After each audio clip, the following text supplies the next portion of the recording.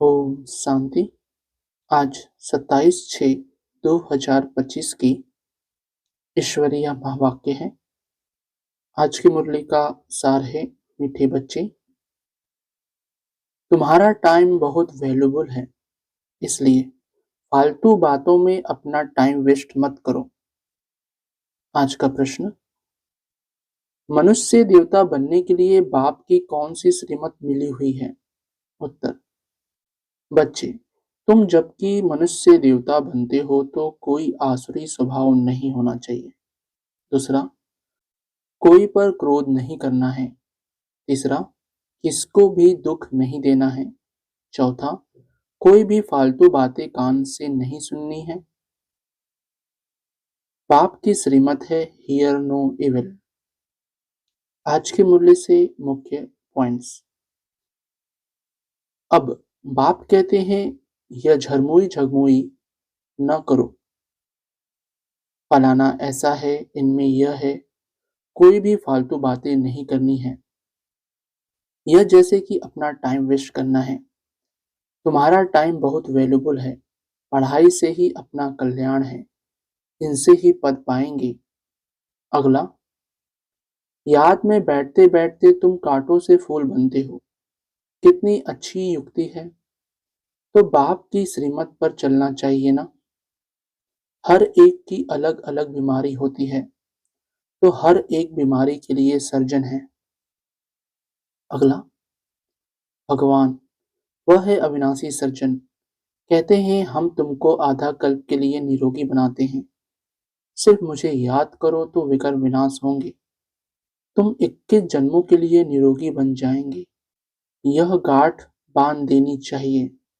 याद से ही तुम निरोगी बन जाएंगे, फिर 21 जन्मों के लिए कोई भी रोग नहीं होगा। अगला, पाप कहते हैं, मैं तुमको अपने से भी ऊंच डबल सिरताज बनाता हूँ। लाइट का ताज मिलता है याद से, और 84 के चक्र को जानने से तुम चक्रवर्ती बनते हो। अभी तुम बच्चों को कर्म अकर्म विकर्म की गति भी समझाई है। सतयुग में कर्म अकर्म होता है, रावण राज में ही कर्म विकर्म होता है। अगला, बाप और कोई जरा भी तकलीफ नहीं देते हैं। बाप जब गुप्त रूप में आते हैं तो तुम बच्चों को गुप्त दान में विश्व की बादशाही देते हैं। तुम्हारा सब गुप्त है, इसलिए रसम के रूप में कन्या को जब दहेज देते हैं तो गुप्त ही देते हैं। अगला, तुम जानते हो पहले मुख्य है देह अभिमान, उसके बाद ही सब भूत आते हैं। मेहनत करनी है, अपने को आत्मा समझ बाप को याद करो। यह कोई कड़वी दवाई नहीं है, सिर्फ कहते हैं अपने को आत्मा समझ बाप को याद करो। धारणा के लिए मुख्य सार। पहला, ज्ञान की बातों के सिवाय और कोई बात मुख से नहीं निकालनी है। झरमुई झगमुई की बातें कभी नहीं सुननी है। मुख से सदैव रत्न निकलते रहें, पत्थर नहीं। दूसरा, सर्विस के साथ साथ देहात की यात्रा में रह स्वयं को निरोगी बनाना है। अविनाशी सर्जन स्वयं भगवान हमें मिला है, 21 जन्मों के लिए निरोगी बनाने। इसी नशे में व खुशी में रहना है। आज का वरदान, हर कर्म में फॉलो फादर कर, स्नेह का रिस्पॉन्ड देने वाले तीव्र पुरुषार्थी भव। हर कर्म में फॉलो फादर कर, स्नेह का रिस्पॉन्ड देने वाले तीव्र पुरुषार्थी भव। स्पष्टीकरण, जिससे स्नेह होता है उसको ऑटोमेटिकली फॉलो करना होता है। सदा याद रहे कि यह कर्म जो कर रहे हैं यह फॉलो फादर है। अगर नहीं है तो स्टॉप कर दो। बाप को कॉपी करते बाप समान बनो। कॉपी करने के लिए जैसे कार्बन पेपर डालते हैं वैसे अटेंशन का पेपर डालो तो कॉपी हो जाएगा। क्योंकि अभी ही देव प्रसाद बन स्वयं को हर शक्ति से संपन्न बनाने का समय है।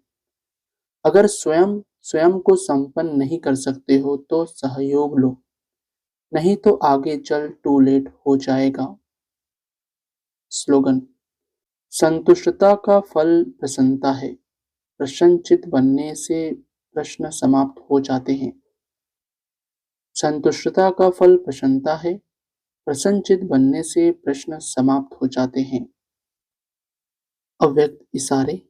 आत्मिक स्थिति में रहने का अभ्यास करो। अंतर्मुखी बनो। किसी कमजोर आत्मा की कमजोरी को न देखो। यह स्मृति में रहे कि वैरायटी आत्माएं हैं। सबके प्रति आत्मिक दृष्टि रहे। आत्मा के रूप में उनको स्मृति में लाने से पावर दे सकेंगे। आत्मा बोल रही है, आत्मा के यह संस्कार है। यह पाठ पक्का करो तो सबके प्रति स्वतः शुभ भावना रहेगी। अच्छा, ओम शांति मीठे बाप दादा। ओम शांति सर्वस्व ब्राह्मण परिवार। ओम शांति।